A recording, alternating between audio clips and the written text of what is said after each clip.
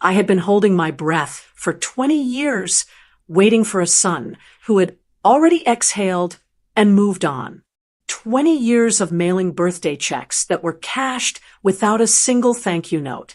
20 years of sending handmade gifts that I would later see sold for pennies at their garage sales.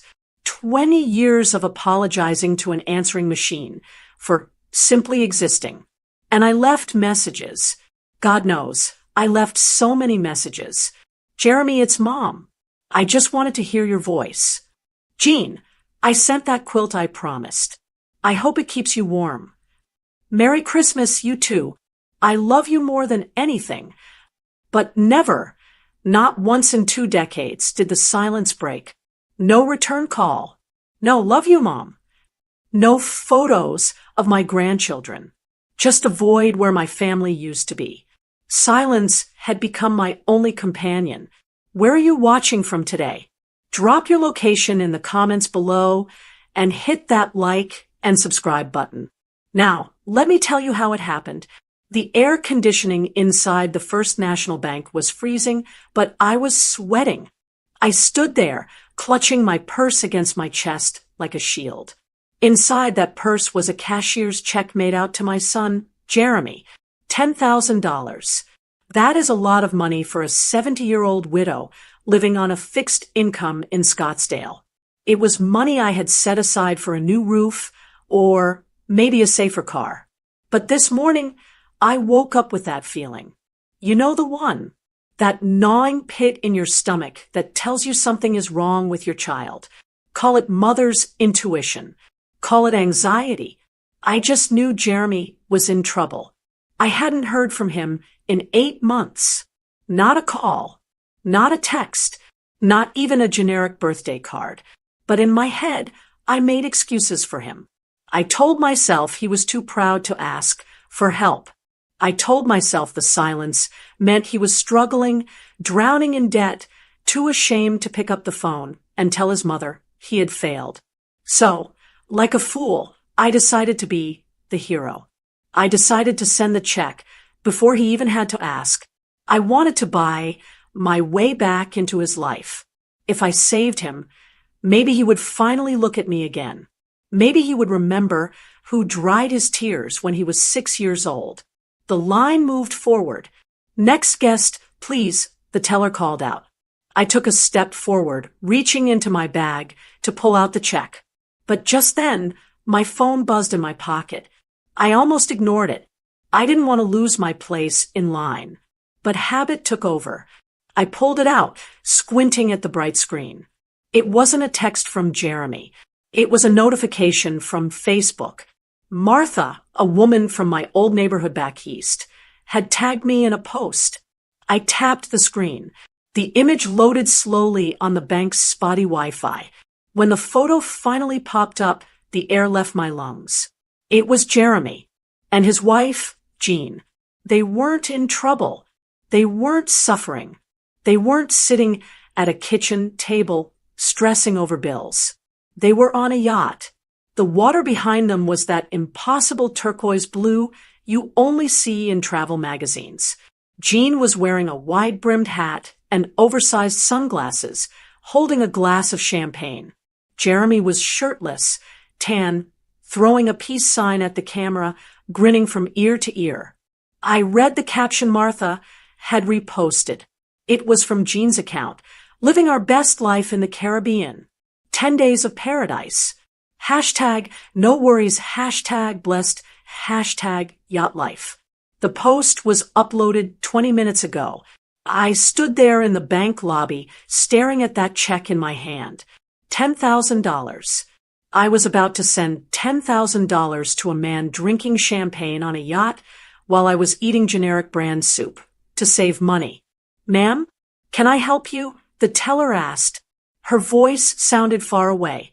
I looked up at her young, polite face. Then I looked down at the check. I stepped out of the line. No, I whispered. No, you can't. I walked out of the bank into the blinding Arizona heat. My heart was hammering against my ribs, not from fear, but from a sudden, sharp clarity. I found a concrete bench outside the pharmacy next door and sat down. My hands were shaking. I took the check out of the envelope. I looked at Jeremy's name printed on the payee line. Let me ask you something right now. If you were sitting on that bench, seeing your son living like a king while you scraped by to save him, would you have mailed that check anyway? Would you have sent it just to be nice? Just to keep the door open? I didn't. I took that check between my fingers and I tore it. The sound of the paper ripping was the loudest thing I had heard all day. I tore it in half, then into quarters, then into tiny, jagged confetti. I walked over to the trash can and let the pieces fall. I sat back down and stared at the parking lot. That was the moment the illusion finally broke. For 20 years, I had been lying to myself. It started slowly right after he married Jean. At first, it was just missed Sunday calls. Then, they stopped coming for Thanksgiving. Then, Christmas became a text message. Then, the text messages stopped. I was the emergency contact on all their forms. I knew this because Jeremy had mentioned it once years ago. But I realized something terrifying on that bench. I wasn't an emergency contact. I was an insurance policy. You don't call your insurance policy to say hello. You don't invite your insurance policy to dinner. You don't ask your insurance policy how its day was. You ignore it. You pay the bare minimum of attention to keep it active, and you wait. You wait until disaster strikes, and then you cash it in. That's all I was to them. A safety net they hoped they'd never have to speak to, but kept around just in case the yacht sank. I thought about all the times I had blamed myself. Was I too pushy? Did I say something wrong at the wedding? Was I not sophisticated enough for Jean? She came from money, or at least she acted like she did. She looked at my furniture like it was diseased. She looked at my clothes like they were costumes. I had spent 2 decades trying to twist myself into a shape they would accept. I sent birthday cards with cash, which were never acknowledged. I sent anniversary gifts that I never saw them use. I commented on their photos, beautiful and love you both, only to have my comments ignored while they replied to their friends. I was a ghost in their lives, a ghost with a checkbook. But looking at that photo of them on the boat, something inside me snapped. It wasn't just anger. It was embarrassment. I felt foolish. I was the old woman worrying about her little boy while he was a 45-year-old man burning through money I could only dream of having. He didn't need me. He didn't want me. And worse, he didn't respect me. If I had sent that money, they would have taken it. That's the worst part. I know they would have. They would have cashed it, added it to their vacation fund, and maybe if I was lucky, sent a text that said THX. I took a deep breath. The hot air filled my lungs. For the first time in 20 years, I didn't feel desperate. I felt cold. I pulled my phone back out. I opened the photo again. I didn't cry. I just looked at Jeremy's smile.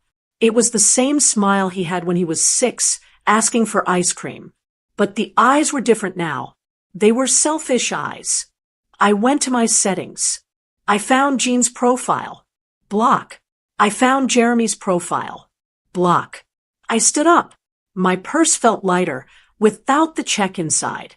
I wasn't going to call them and scream.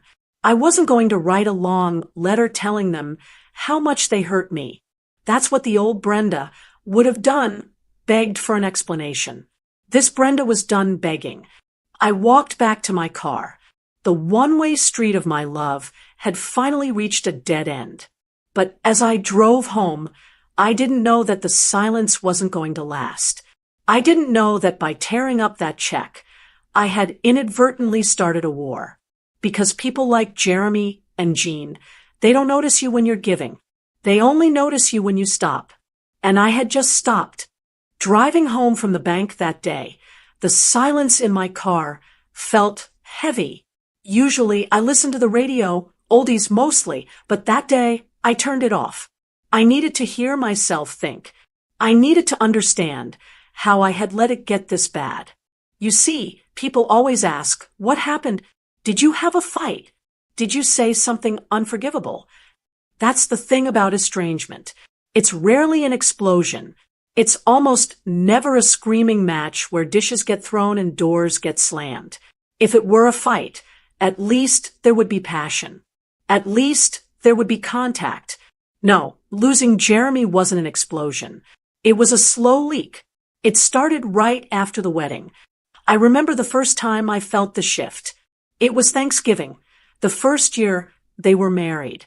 I had cooked for 2 days, made Jeremy's favorite pecan pie, the stuffing he liked with the sausage, the whole works. I had set the table with the good china. At 10 a.m., the phone rang. It was Jeremy. "Hey, Mom," he said, sounding rushed. "Look, we're not going to make it. Jean's not feeling well. We're just going to order in." I was disappointed. Sure. I told him I'd wrap up leftovers and bring them by the next day. "No," he said. "Too quickly." "No, don't bother. We just need space. We'll call you." They didn't call. And that became the pattern. Christmas turned into, "We're going to Jean's parents this year." Easter became, "We're just too busy with work." Birthdays became a text message sent 3 days late. "HBD Mom. Crazy week. Hope you're good." I became the queen of excuses. I defended them to everyone. When my friends at the senior center asked about my son, I'd lie. "Oh, Jeremy is doing so well. He's just swamped with his big promotion. He travels a lot." I was protecting his reputation while he was neglecting my heart.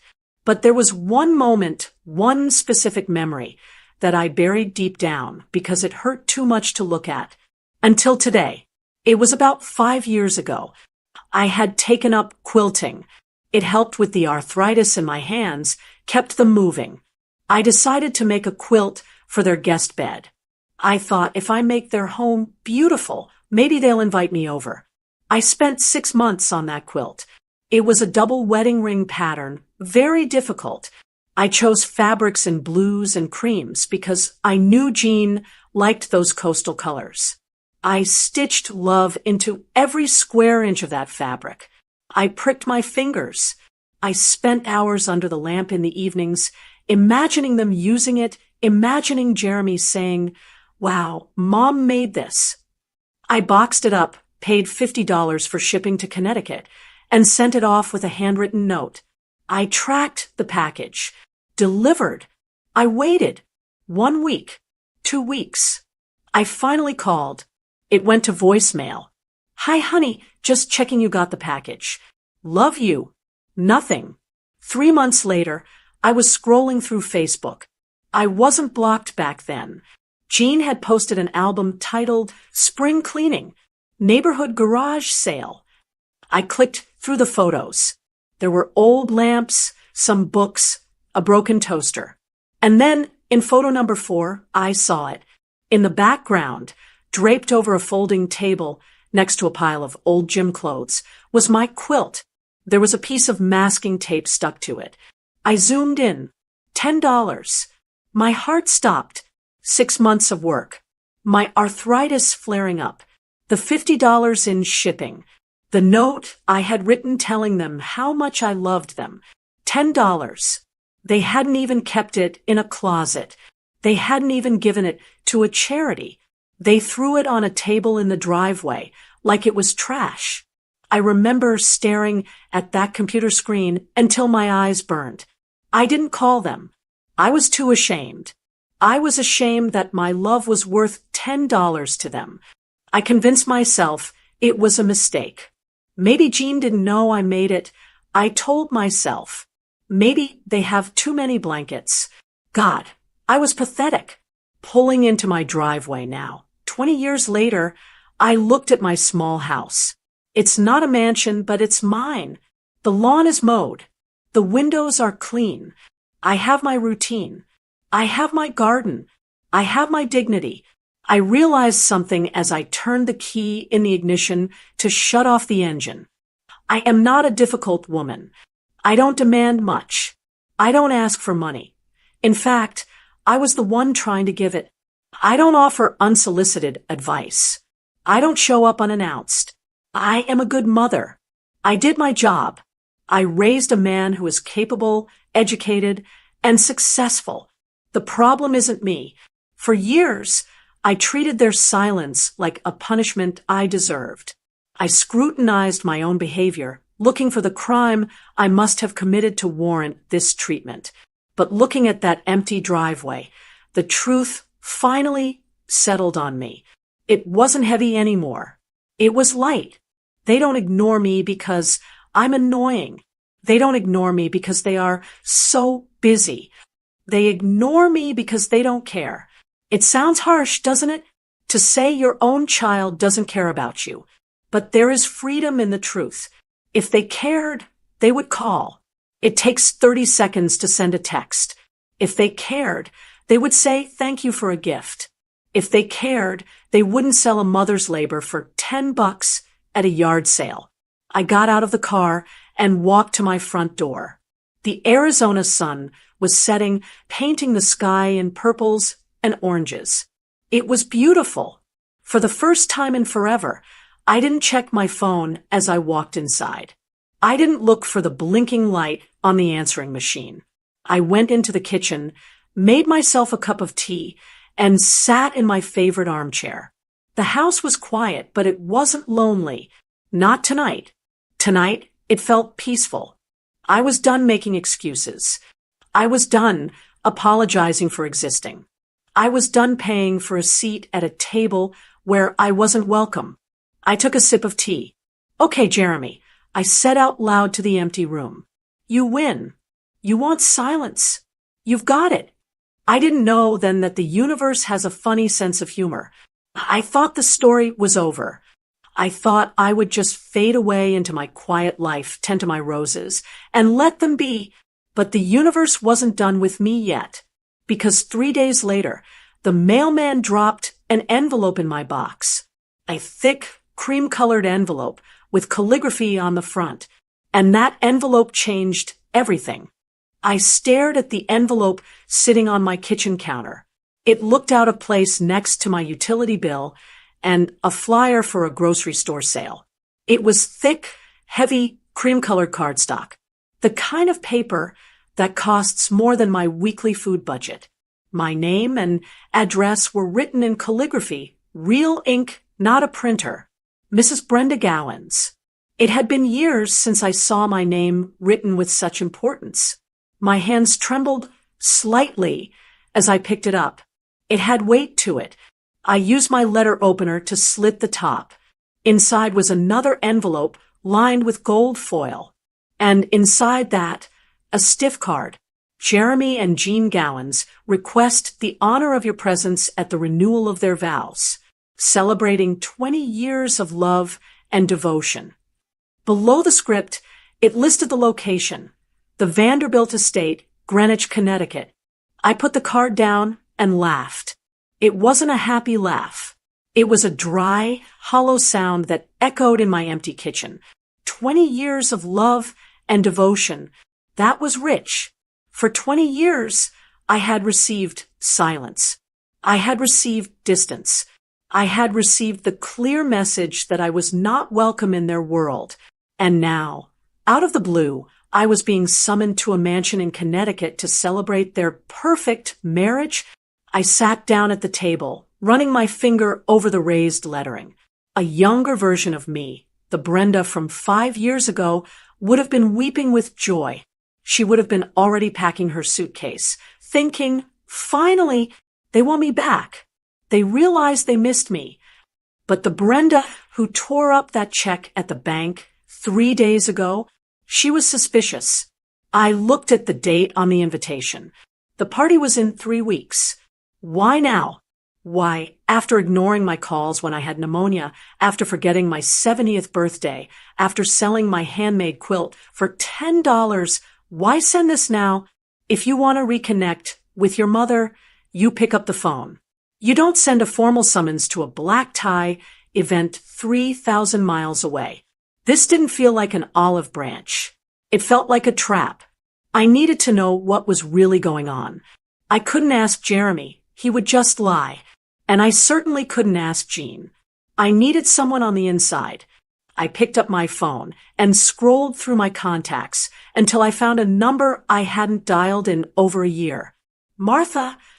Martha was the neighborhood busybody back in the town where Jeremy grew up. She was the woman who knew everyone's business before they knew it themselves. We used to play bridge together before I moved to Arizona. The phone rang 4 times. Hello. Martha, it's Brenda. Brenda Gowans. There was a pause, then a gasp. Brenda.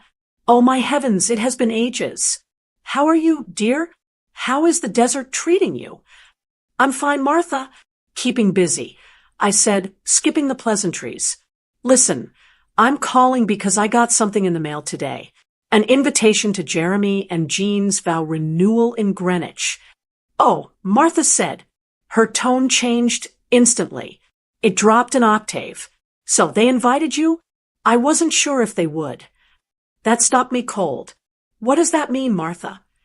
Well, she hesitated. I could hear her moving around, probably closing a door, so her husband wouldn't hear. Brenda, honey, you know I don't like to gossip. Martha, you live for gossip, I said firmly. Tell me the truth. Why are they throwing this party? I haven't spoken to them in months. Why do they want me there? Martha sighed. It's not just a party, Brenda. It's a show. A show. Jeremy is in trouble, she whispered. Big trouble. You know that investment firm he started? The one dealing with the cryptocurrency, or whatever it is. Well, word around the club is that it's tanking. Badly. My grip on the phone tightened. Go on. They bought that house in Greenwich 6 months ago, Martha continued. It's massive, Brenda. Way too big for 2 people. But apparently, they are mortgaged to the hilt. They are house poor. They have the fancy cars and the address, but they can barely keep the lights on.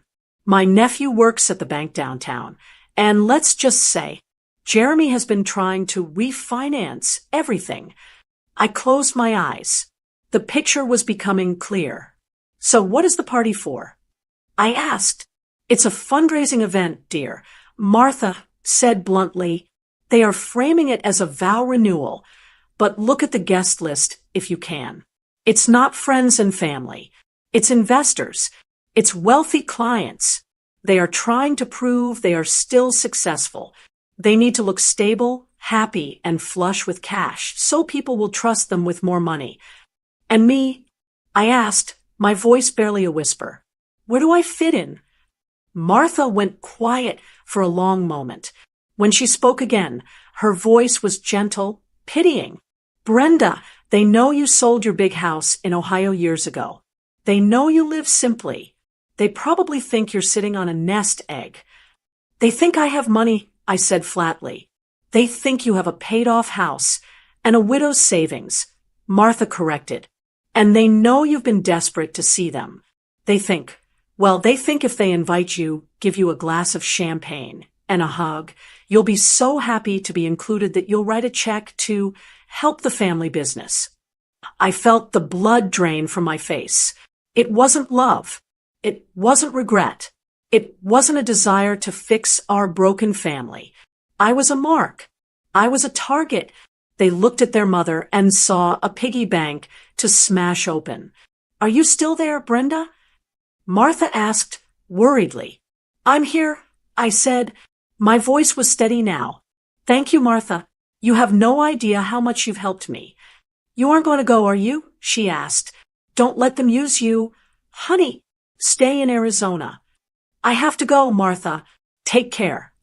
I hung up the phone and looked back at the invitation. Jeremy and Jean Gowans request the honor of your presence. They didn't want my honor. They wanted my signature. They thought I was a lonely, pathetic old woman. They thought I was sitting by the phone, pining for them, ready to trade my financial security for a few crumbs of attention. They assumed I was the same Brenda they left behind. The doormat.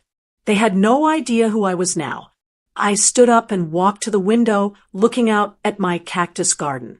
I had worked hard for my peace. I lived frugally. I clipped coupons. I drove a 10-year-old car. My house in Scottsdale was small, yes, but it was mine. It was fully paid for. It was my sanctuary. And they wanted to take it. They wanted to liquidate my life to pay for their yacht photos and their Greenwich mansion. A cold fury settled in my chest. It was different from the anger I felt at the bank. This was sharper. It was strategic. If I didn't go, they would just keep calling. They would come up with another lie, another emergency. They would eventually show up on my doorstep with a sob story about how they were going to lose everything. No, I couldn't just ignore this. I had to end it. I looked at the RSVP card. __ accepts with pleasure. __ declines with regret. They expected me to come running. They expected me to be the investor who saved the day, the mommy who bailed them out one last time. Well, I decided right then and there. I would go. I would go to Greenwich. I would drink their champagne. I would eat their expensive appetizers. I would let them parade me around their rich friends. But I wasn't going as a victim. They wanted a wealthy widow. Fine. I'd give them one. I would play the part so well they wouldn't see the knife until it was already twisted. I picked up a pen. I didn't just check the box.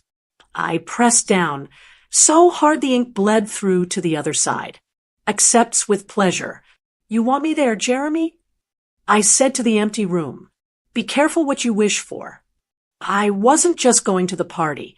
I was going to teach them a lesson they would never forget. But first, I had some business to take care of. If they wanted my assets, I needed to make sure they were unreachable. I grabbed my car keys. I wasn't going to the store. I was going to see a lawyer. The invitation sat on the table, gleaming in the afternoon sun. It looked like a ticket to a celebration. But to me, it looked like a declaration of war. And I was ready for battle. I didn't sleep the night after I RSVP'd to the party, but I didn't toss and turn with worry either. I lay there staring at the ceiling fan, my mind working like a chessboard. For 20 years, I had played the role of the victim. I sat back and let them hurt me. I let them dictate the terms. We're busy, Mom. We'll call you later, Mom. I waited for their permission to be part of their lives. Not anymore.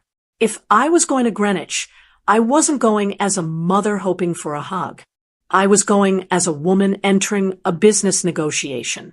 And the first rule of negotiation is leverage. They wanted my money. That was the leverage.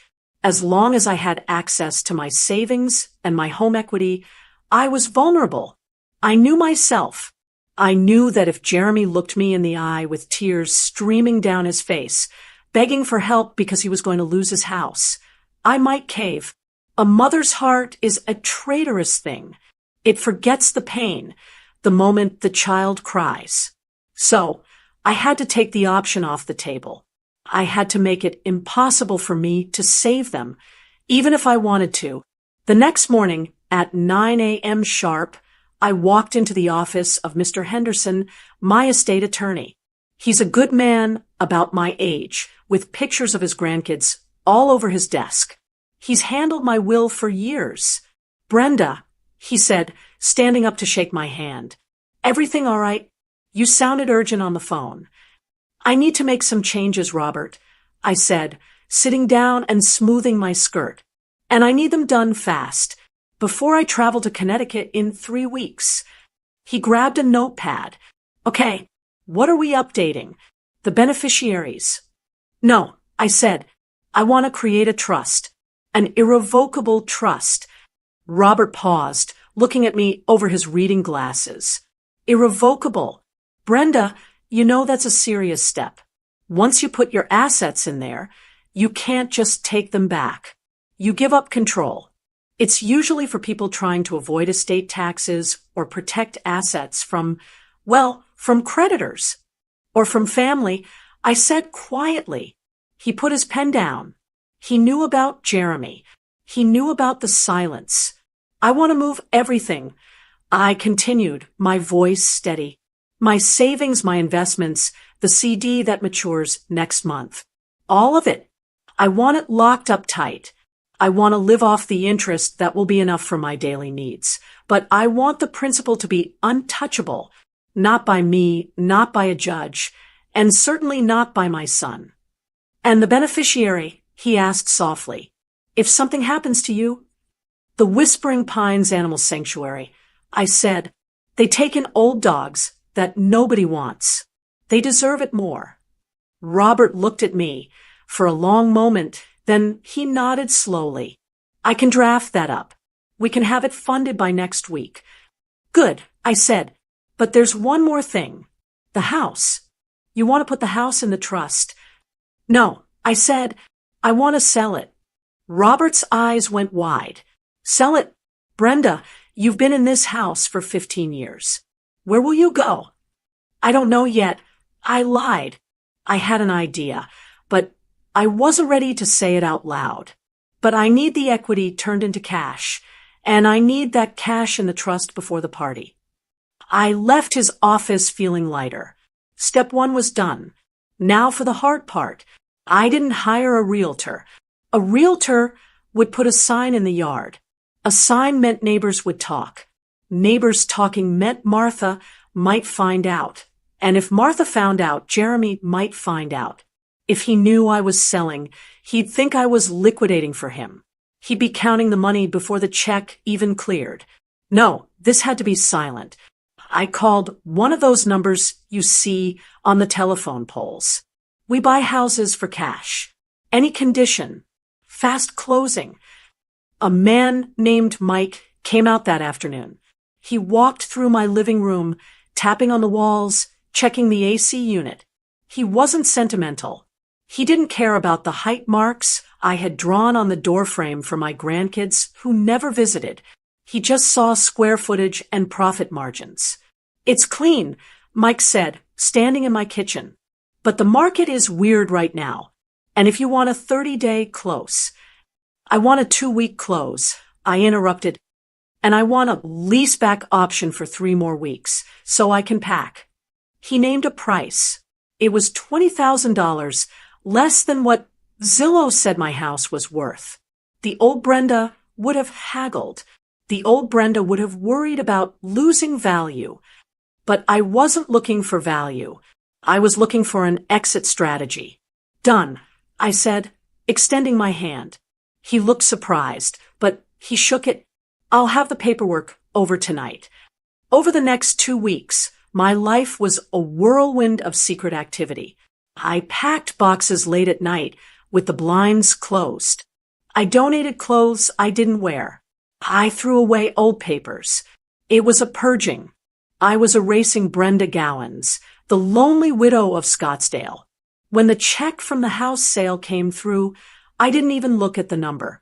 I drove straight to the bank and wired it directly into the new trust account Robert had set up. I remember sitting in my car in the bank parking lot afterward.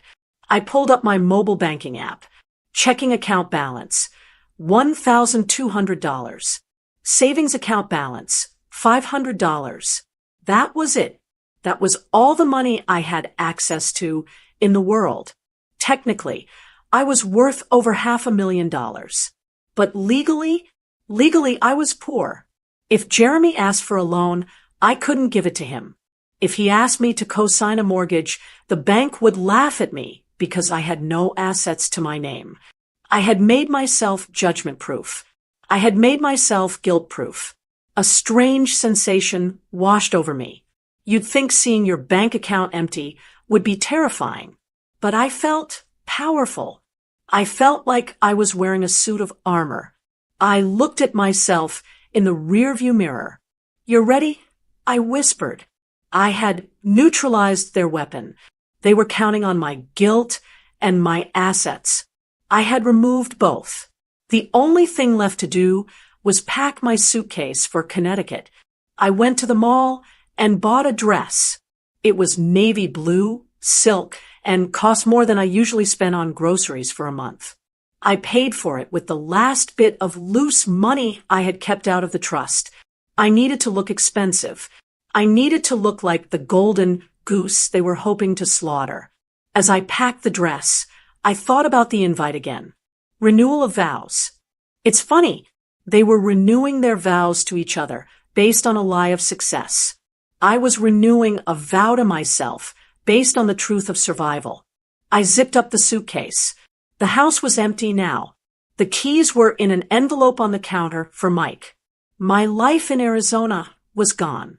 I was officially a woman with no fixed address, no accessible fortune, and no more patience. I picked up my purse and walked out the door. I didn't look back. Greenwich was waiting. Jeremy was waiting. He thought he was setting a trap for a mouse. He didn't realize the mouse had already eaten the cheese and dismantled the spring. He was about to welcome a shark into his home, and he had invited her in himself. I looked at myself in the full-length mirror of the hotel room, and for a moment I didn't recognize the woman staring back. Back in Scottsdale, I was invisible. I was the woman in the beige cardigan pushing a cart at the grocery store. I was the woman who wore sensible shoes and cut her own hair over the bathroom sink to save $40. I was Brenda the widow, Brenda the mother, Brenda the afterthought. But the woman in the mirror, she looked like money. I had taken a small chunk of the cash I kept out of the trust, my war chest, I called it, and I had invested it in a costume. And that's exactly what this was. A costume. I was wearing the navy blue silk dress I bought before leaving. It draped perfectly, hiding the softness around my middle and highlighting the fact that I still had good posture. I had paired it with a string of pearls, real ones, the only valuable thing my late husband, heavy on the late, had ever given me. But the real transformation was the hair. I had spent $300 at a salon in downtown Greenwich this morning. $300 that used to be my grocery budget for an entire month. I almost choked when the stylist told me the price, but I paid it. I let him color over the gray with a rich, warm chestnut. I let him blow it out until it shone under the lights. When I walked out of that salon, I held my head higher. It's amazing what happens when you look the part. People held doors open for me. The valet smiled at me. I looked like a woman who commanded respect, not a woman who begged for attention. I needed to look like this. I needed Jeremy and Jean to see me and think, jackpot. If I showed up looking frail and thrifty, they might hesitate. They might worry I didn't have enough to bail them out. But if I showed up looking like the Dowager Countess, they would salivate. They would think the rumors were true, that I was sitting on a mountain of cash, just waiting to share it. It was the perfect bait. I turned away from the mirror and walked over to the bed. My open suitcase was sitting there. Inside, tucked into the side pocket, was a thick manila envelope. I reached in and pulled it out. My hands were steady now. The shaking had stopped days ago. Inside were 2 sets of documents. The first set was the proof of the trust, the papers that proved I owned nothing, the papers that would crush Jeremy's hope when he finally asked for money. But the second set of papers, those were for me, petition for change of name. I had downloaded the forms before I left Arizona. I had filled them out in my kitchen, pressing the pen down hard. I had chosen a new name, a name that didn't belong to a forgotten mother or a grieving widow. Brenda Stone. Stone. Hard. Unbreakable. Enduring. I wasn't Brenda Gowans anymore. Brenda Gowans was a woman who waited by the phone. Brenda Gowans was a doormat. Brenda Stone was a woman who walked away. I had the papers notarized yesterday. All I had to do was file them.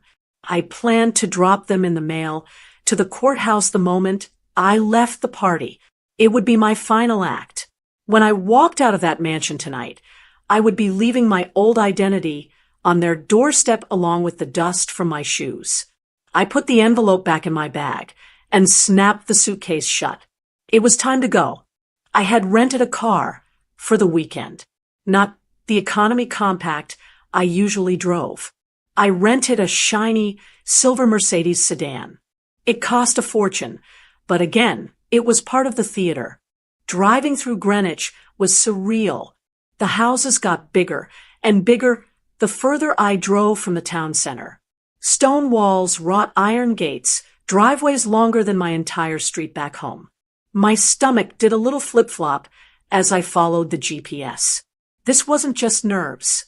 It was grief. I had to admit that to myself. I was driving to my son's house, a house I had never been invited to say goodbye forever. I wasn't going there to scream. I wasn't going there to make a scene. I was going there to mourn. I was attending the funeral of my relationship with my child, even though he didn't know it was dead yet. I remembered driving Jeremy to college 25 years ago. The car was packed with boxes then, too. I remembered crying all the way home, wondering how I would survive without him in the house. Now, I was wondering how I had survived with the hope of him in my heart for so long. Hope is a cruel thing when it's one-sided. It eats you alive. The GPS chirped. In 500 feet, turn right. I turned onto a private road lined with massive oak trees. The sun was starting to set, casting long shadows across the manicured lawns. And then I saw it, the Vanderbilt estate, or at least that's what the invitation called it. It was a monstrosity of a house, a sprawling brick mansion with white pillars and a fountain in the driveway. It looked like something out of a movie. There were already cars lining up at the valet stand, Porsches, Rovers, Teslas. My rental Mercedes would fit right in. I slowed down, joining the line of cars. I watched the people getting out. Men in tuxedos, women in glittering gowns. They looked rich. They looked important. And they were all strangers to me. This was my son's life. He lived here. He hosted these people. He drank wine with them. And for 20 years, he hadn't wanted his mother to taint this image. I gripped the steering wheel. Don't cry, I told myself. Brenda Stone does not cry. I checked my reflection in the rearview mirror one last time. The hair was perfect. The pearls were luminous. The expression on my face was calm, cool, collected. I looked like a woman who had it all. I reached over to the passenger seat and patted my purse. The envelope was there. The weapon was loaded. The valet opened my door. Good evening, ma'am. Welcome. I stepped out of the car. The cool Connecticut air hit my face. I stood up straight, smoothing my silk dress. Thank you, I said, handing him the keys. I looked up at the house. The windows were glowing with warm light. I could hear music spilling out from the open doors. It looked inviting. It looked magical. But I knew better. It was just a facade. Just like Jeremy's smile in that yacht photo. It was a beautiful shell with nothing inside but debt and desperation. I took a deep breath, filling my lungs with the scent of expensive perfume and old money. Showtime, Brenda, I whispered. I began to walk up the grand staircase toward the front doors. My heels clicked on the stone. Every step was a drumbeat. Click, click, click. I wasn't walking into a party. I was walking into the lion's den. But the lions didn't know that the prey they invited had brought a trap of her own. I reached the top of the stairs. The heavy wooden doors were open. And then I saw him, Jeremy. He was standing in the foyer, shaking hands with a tall man in a gray suit. He looked older than I remembered. His hair was thinning a bit at the crown. He looked tired around the eyes. But then he turned. His eyes swept over the entrance. He saw me. For a split second, I saw the shock. He didn't expect me to look like this. He expected the frumpy old lady in the cardigan. He expected the victim. Instead, he saw a woman in silk and pearls, standing tall, looking like she owned the place. I saw the shock turn into something else, something calculating. A slow smile spread across his face. It wasn't a smile of love. It was a smile of relief. He thought his ATM had just walked through the door. He started walking toward me, arms open wide. "Mom," he boomed, loud enough for everyone to hear. I smiled back. A tight, polite smile. "Hello, Jeremy," I thought. "Take a good look. It's the last time you'll ever see me." "Mom." Jeremy's voice boomed across the marble foyer. He rushed toward me, arms wide open, his tuxedo jacket flapping slightly. For a split second, my body reacted out of instinct. I wanted to brace myself. I wanted to lean into him. It had been 20 years since my son had held me. 20 years of missing his smell, his laugh, the way he used to tower over me. He wrapped his arms around me and squeezed. Hard.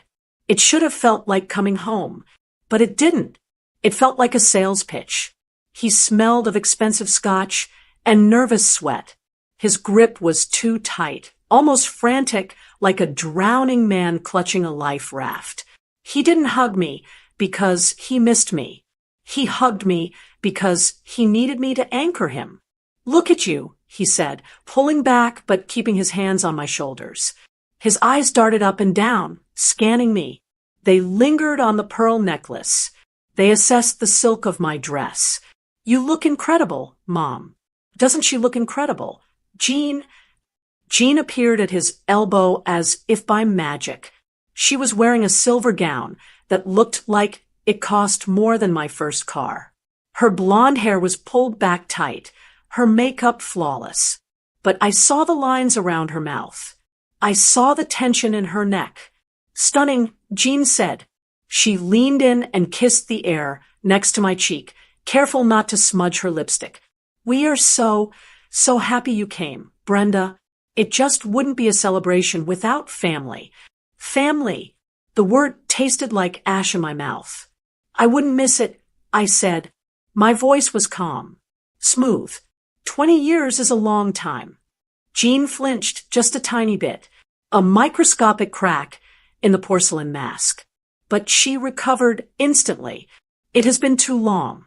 Life just gets in the way, doesn't it?" "It certainly does," I agreed. "Come," Jeremy said, steering me by the elbow. "Come inside. Everyone is dying to meet you."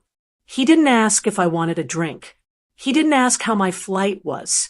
He didn't ask where I was staying. He just propelled me forward into the grand room. The room was impressive. I'll give them that. High ceilings, crystal chandeliers, floor-to-ceiling windows looking out over the dark lawn. There were about 50 people milling around, holding flutes of champagne. But as I walked through the room, my mother's intuition and my years of stretching a dollar kicked in. I started to see what Martha had warned me about. The flowers on the centerpieces were beautiful, but they were starting to brown at the edges. They weren't fresh from a florist today. They were day-old discount blooms arranged to hide the wilt. I glanced at the catering staff. They were young, barely out of their teens, wearing ill-fitting vests.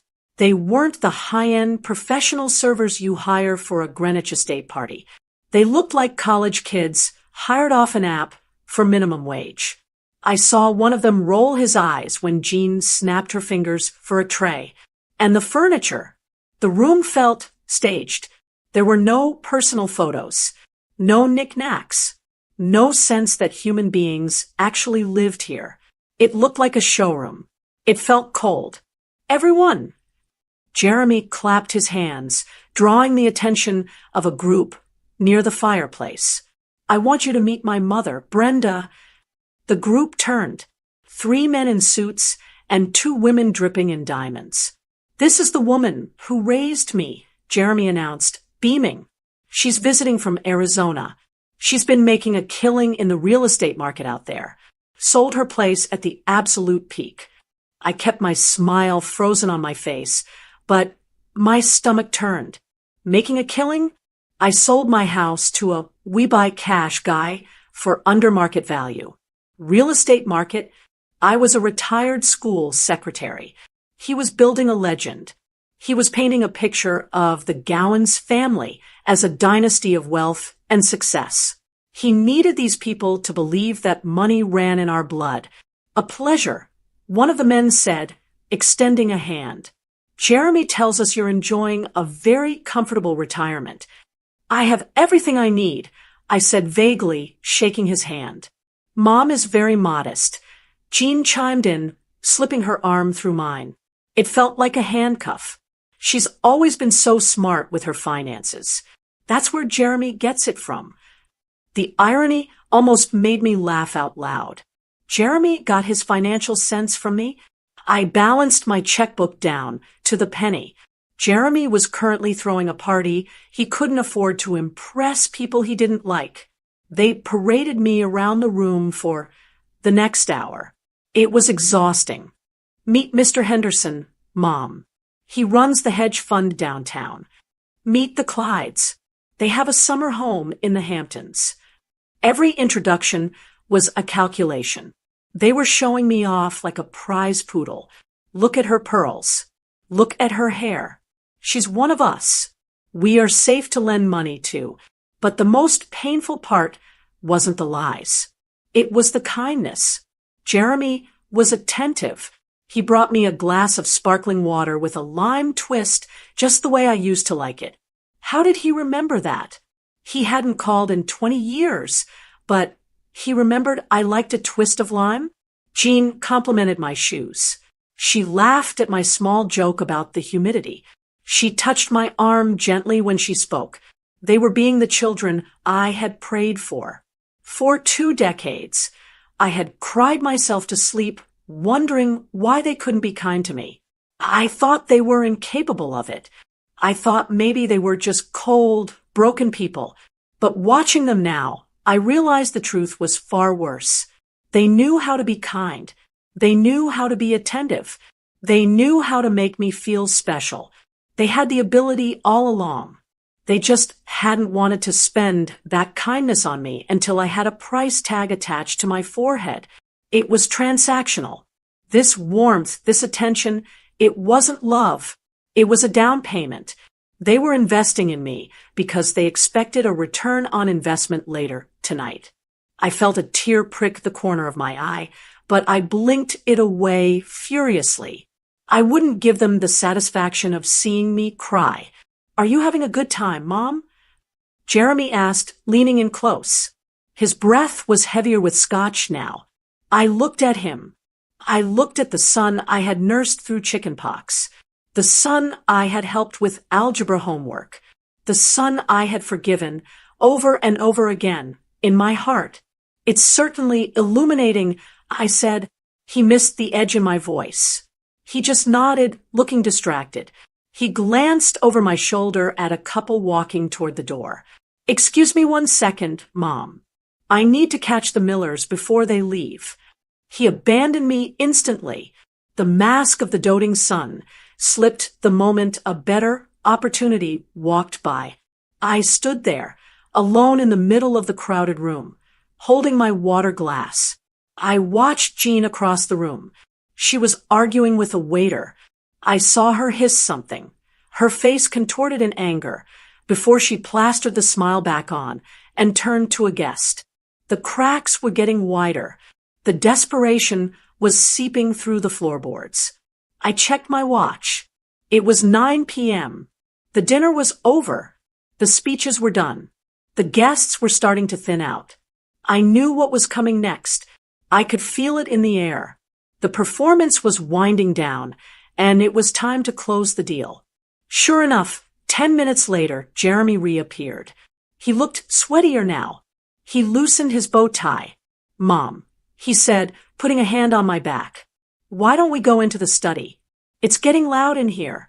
Jean and I would love to just catch up quietly, just the family. That sounds lovely, I said. My heart began to hammer against my ribs. This was it. I wasn't walking into a family chat. I was walking into the shakedown. Lead the way, I said, as I followed him down the hallway, away from the noise of the party. I touched the clasp of my purse. The trust documents were in the car, but the truth was right on the tip of my tongue.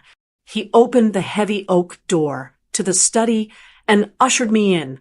Jean was already there, pouring brandy into snifters. She looked up and smiled, but her eyes were dead. The door clicked shut behind us. The music from the party was muffled now. The silence in the room was thick, heavy, and expensive. I sat down in a leather wingback chair. I crossed my legs. I folded my hands in my lap. I looked at my son and his wife. So, Jeremy said, sitting on the edge of the desk, trying to look casual but failing. How is life in Arizona really treating you, Mom? The trap was set. They were about to step right into it. The heavy oak door clicked shut, sealing us inside the study. The noise of the party, the clinking glasses, the laughter, the string quartet disappeared instantly. It was just the three of us. Jeremy hopped off the desk and walked over to the leather chair opposite mine. He leaned forward, elbows on his knees, giving me that boyish, earnest look he used to use when he wanted to borrow the car in high school. Jean stood by the fireplace, swirling her brandy. She wasn't smiling anymore. Her eyes were sharp, watching me like a hawk watches a field mouse. So, Jeremy started, his voice lowering to a conspiratorial whisper. We really are so glad you came, Mom. It's been too long. It has, I said simply. 20 years. Right. He waved his hand dismissively, as if 2 decades of neglect was just a minor scheduling conflict. Life gets crazy, you know? But seeing you tonight, it made me realize how important family is, especially now. He paused, waiting for me to agree. I stayed silent. I sat perfectly still, my hands folded over my purse. The thing is, Mom, he continued, shifting slightly in his chair. We're in a bit of an exciting transition period right now. The firm is expanding. We have this massive opportunity to buy out a competitor in Manhattan. It's a once-in-a-lifetime deal. I watched him lie. I knew from Martha that there was no expansion. There was only debt. But he was good at this. He sounded passionate. He sounded successful. That sounds nice, Jeremy, I said. Jean took a step forward. It's more than nice, Brenda. It's a legacy. It's for the family. But like all big business deals, it requires liquidity. There it was. The magic word. Liquidity. Jeremy nodded vigorously. Exactly. Our assets are tied up in the house and the current portfolio. We're just a little short on the cash needed to close the deal next week. It's a temporary bridge, really, just for a few months. He reached into his jacket pocket and pulled out a folded document. He smoothed it out on the coffee table between us. It was a loan agreement. We were thinking, Jeremy said, his voice speeding up now. You're sitting on that house in Scottsdale. It's fully paid off, right? Dad's life insurance. The savings, it's just sitting there in a low-interest account, doing nothing. He picked up a heavy gold pen and clicked it. If you could just sign as a guarantor, he said, sliding the paper toward me. Or, better yet, if we could arrange a quick equity loan against your property, we could pay you back with interest, 10%. That's better than the bank gives you. Jean moved closer. It would really help us, Brenda. And it would mean you're part of this success, part of the family's future. I looked at the paper. Guarantor, Brenda Gowans. Collateral, real property located at. They had already typed in my address. They had done their homework. They knew exactly what my house was worth. They had probably looked it up on Zillow 5 minutes before I walked in the door. I looked up at Jeremy. He was sweating again. His smile was tight, straining at the edges. You need me to sign this tonight? I asked. Well, the deal closes Monday, Jeremy said, forcing a laugh. So, sooner is better. We can get a notary in here, right now. Jean is a notary, actually. Of course she was. I reached out and took the pen from his hand. The room went dead silent. I could hear the grandfather clock ticking in the corner. Tick, tock, tick, tock. Jeremy's eyes were glued to my hand. Jean actually stopped breathing. They were so close. They thought they had won. They thought the lonely old widow was so desperate to be part of the family that she would sign away her security for a promise of 10% interest that would never come. I held the pen over the paper. I let the tip hover just above the signature line.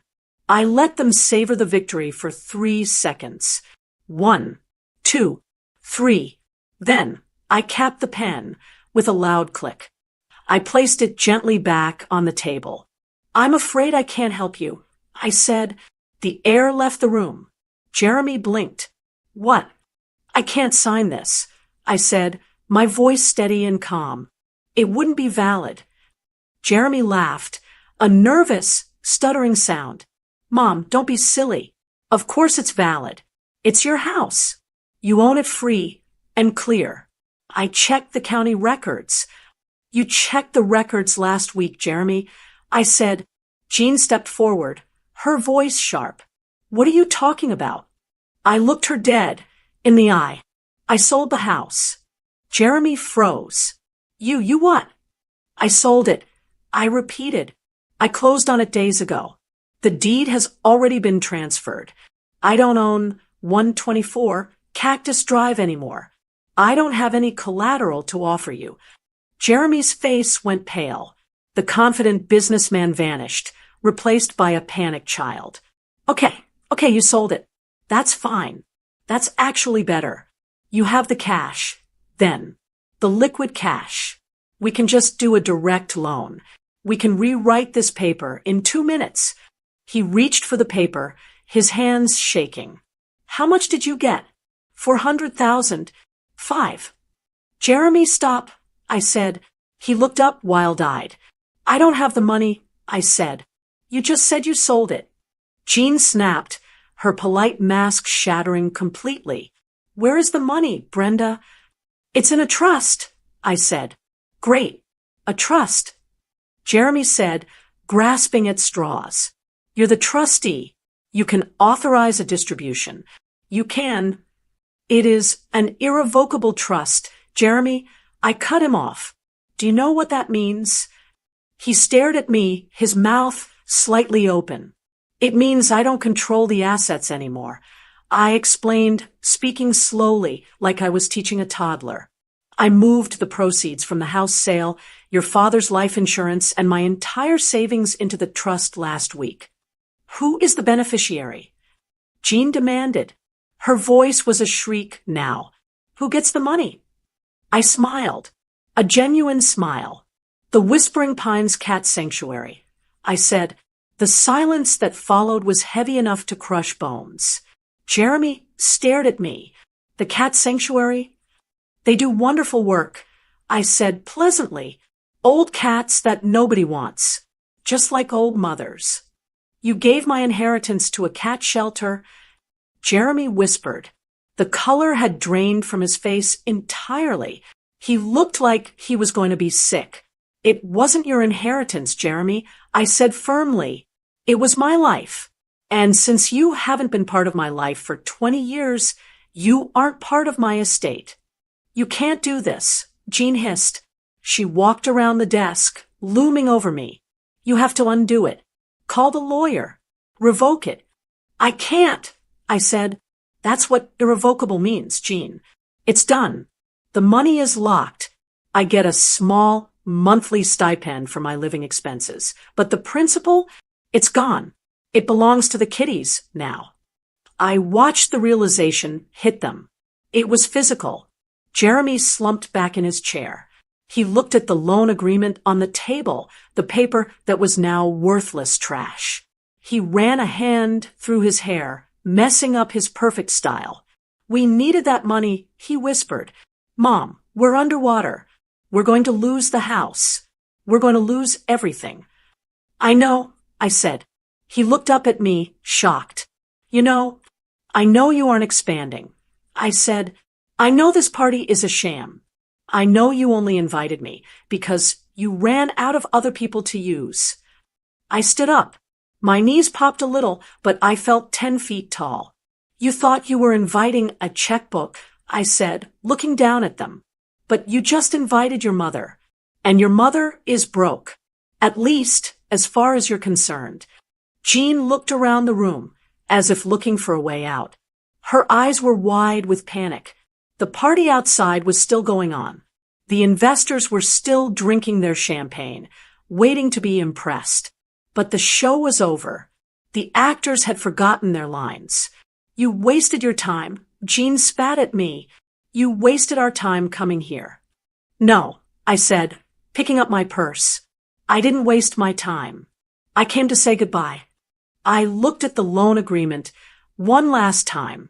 "You wanted a bridge loan," I said softly. "But you burned the bridge 20 years ago, Jeremy. You can't walk across ashes." I turned my back on them. I didn't wait for a response. I didn't wait for the screaming to start. The trap had snapped shut, and they were the ones caught in it. I watched the color drain from their faces. It was a slow process, like watching a tide go out. Jeremy sat slumped in the leather chair, staring at his hands that had never done a day of hard labor in their life.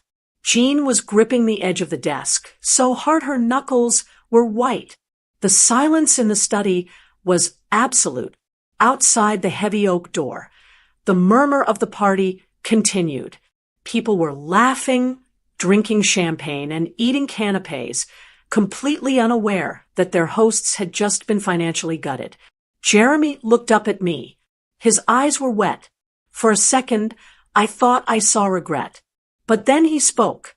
"How could you?" he whispered. "We're family." That word again. Family.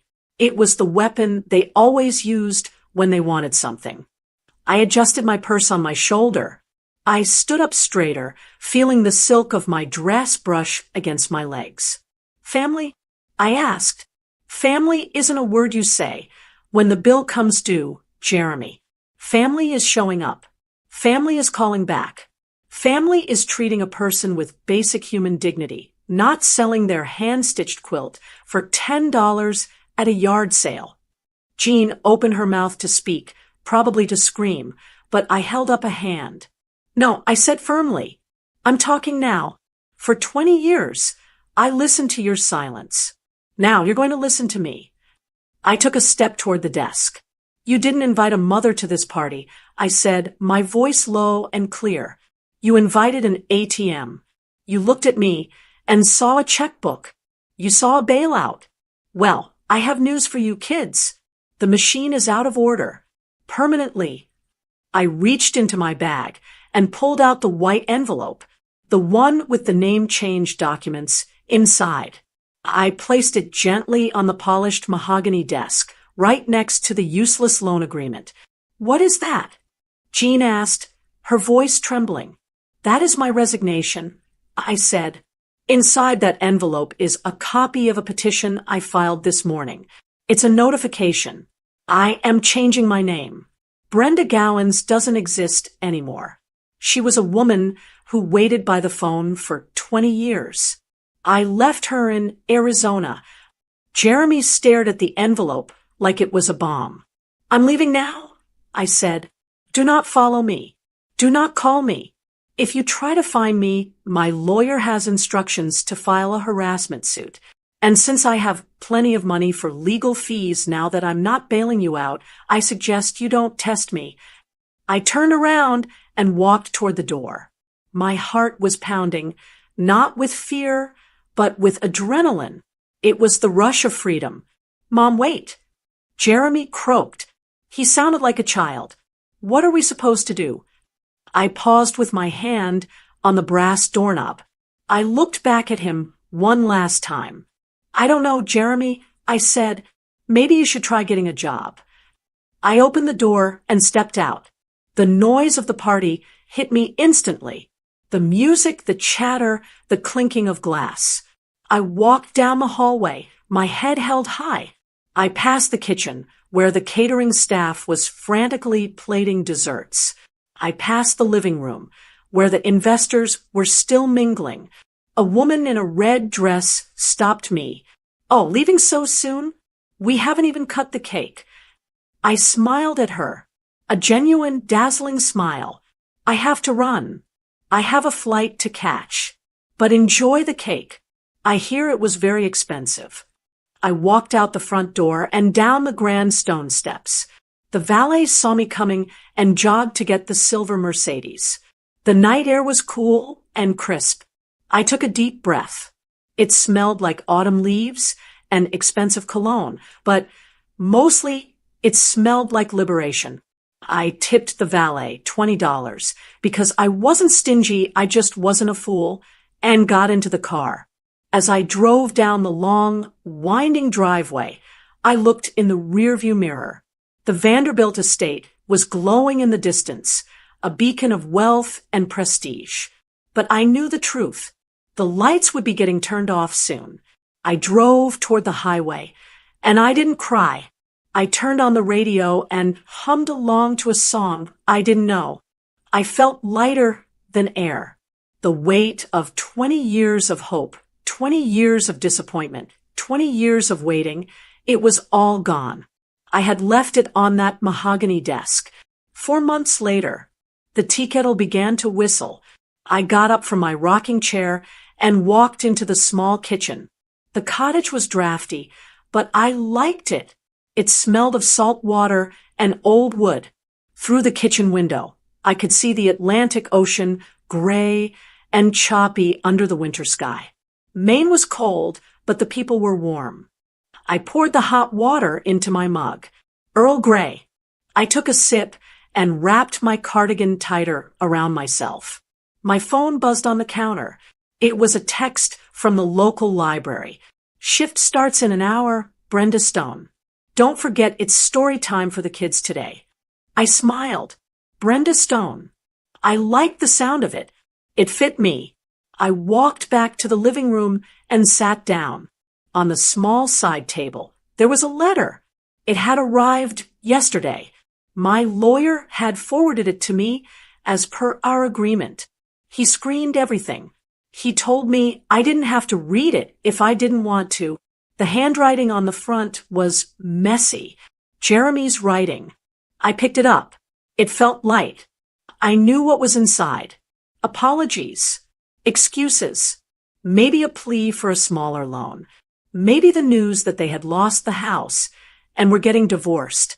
Maybe the news that Jean had left him now that the money was gone. I turned the envelope over in my hands. A few months ago, I would have torn this open. I would have searched for a hidden meaning. I would have looked for a crumb of love. But I looked out at the ocean. The waves were crashing against the rocks, relentless and strong. They didn't beg the shore to accept them. They just were. I didn't need to know what was in the letter. It didn't matter. The story of Brenda Gowans and her ungrateful son was a book I had already finished reading. I had closed the cover. I wasn't going to reopen it just to read the footnotes. I stood up and walked over to the wood-burning stove in the corner of the room. I opened the small iron door. The fire was crackling warmly. I tossed the unopened letter into the flames. I watched the paper curl and blacken. I watched the ink disappear. It took less than 10 seconds for it to turn into ash. "Goodbye, Jeremy," I whispered. I went back to my chair and picked up my tea. I had a shift at the library in an hour. Then I was meeting my new friend, Sarah, for lunch. Then I was going to volunteer at the animal shelter to check on the cats that my trust was supporting. My life was full. My life was mine. I took a long sip of tea, letting the warmth spread through my chest. I didn't lose a son back in Greenwich. You can't lose something you never really had. I lost a parasite. I lost a heavy weight that had been dragging me down for 2 decades. And in the process of losing him, I had done something much more important. I had finally found myself. Did you like the story? And which city are you listening from? Let's meet in the comments. If you like the story, you can support me by sending a super thanks, so I can keep bringing more stories like this. Thank you so much for your sweet support.